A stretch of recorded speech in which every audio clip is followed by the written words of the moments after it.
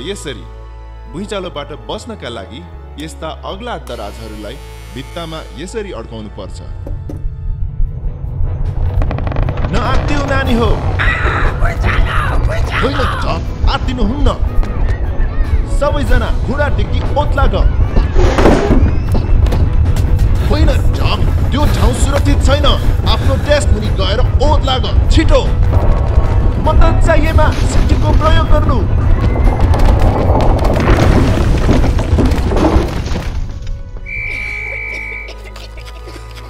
ल है त, 1 2 ठिक त छौ तिमीहरू? म ठिक छु सर।